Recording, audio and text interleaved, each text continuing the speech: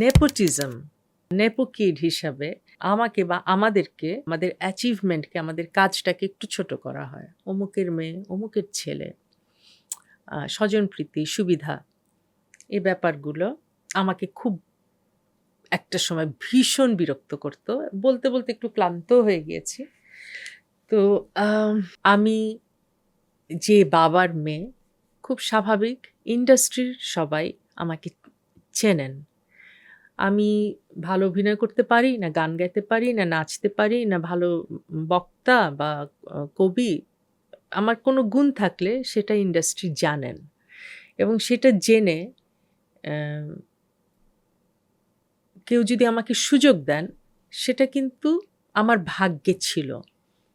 কারণ আরেকজন মিডিয়ার বাইরের একটা মেয়ের বা ছেলেরও হয়তো সেই গুণ আছে, কিন্তু তাকে এই পর্যন্ত আসতে একটু সময় লাগে। আর আমারটা ডাইরেক্ট এন্ট্রি। কারণ আমি অলরেডি এখানে থাকি। এটা আমার দোষ না। এখানে আমার জন্ম হয়েছে।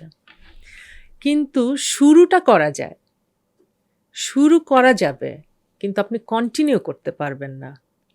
বরঞ্চ কন্টিনিউ করতে গিয়ে দেখবেন যে এই যে নামের যে ভীষণ ভারী ওজন আপনার নামের সাথে থাকে, সেই ওজনে আপনি মুখ থুবড়ে পড়ে যাবেন। কারণ আপনাকে সবসময় কম্পেয়ার করা হবে আপনার বাবার সাথে, আপনার মায়ের সাথে। আপনার যেকোনো আপনার অ্যাচিভমেন্টকে ছোট করা হবে বারবার। আপনি একটা গান সুন্দর করে গাইলেন, সেখানে আপনাকে ক্রেডিট দেওয়া হবে না। আপনি কিভাবে সুযোগ পেয়েছেন সেটাকে বারবার বলা হবে। কিন্তু গানটা আপনার কণ্ঠে আপনি নিজে গেয়েছেন, সেই ক্রেডিটটা আপনাকে অনেক পরে দেওয়া হবে। অমুকের ছেলে তো ভালো অভিনয় করবেই। না, অমুকের ছেলে হলেই ভালো অভিনয় করবেন, অমুকের মেয়ে হলেই ভালো অভিনয় করবে না। এরকম ভুরি, ভুরি উদাহরণ আছে। অনেক বড়, বড় শিল্পীদের ছেলেমেয়ে কাজ শুরু করেছে কিন্তু কিছু করতে পারে নাই প্রফেশনালি ফাইনালি। হাতে গোনা দেশের বাইরে এবং এই দেশে ওয়েস্টার্ন কান্ট্রিতেও খুব কম হাতে গোনা অনেক বড় তারকা, লেজেন্ডারি তারকাদের ছেলেমেয়ে খুব কম নিজে কিছু করতে পেরেছে।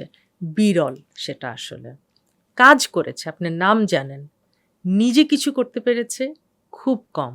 অনেক বছর ক্যারিয়ার চালাতে পেরেছে, কাজ করেছে, অনেক সৃষ্টিশীল কাজ করেছে, বিরল।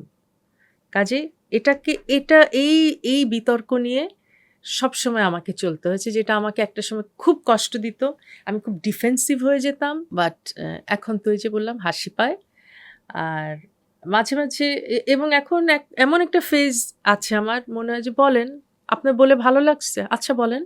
কোনো সমস্যা নেই। আপনি ভালো থাকেন। আমি ভালো আছি। এখন আমি ওই ফেজে আছি আরকি। তো স্পেশালি এই যে Facebook, অনলাইন, YouTube এসব আসার পরে এই যে সবার হাতে, হাতে মোবাইল, আপনি ৳১০ দিয়ে ৳২০ দিয়ে জিবি কিনবেন এবং তারপরে নিজের ইচ্ছামতো যা ইচ্ছা তাই নিজের ফ্রাস্ট্রেশন ঢেলে দিবেন শিল্পীদের উপরে। বিকজ শিল্পী মানেই হচ্ছে খারাপ মানুষ। তো ইচ্ছামতো তাকে আপনার বার্থ রাইট, আপনার একদম জন্ম থেকে আপনি অধিকার নিয়ে জন্মেছেন যে আপনি শিল্পীদের গালি দিতে পারবেন।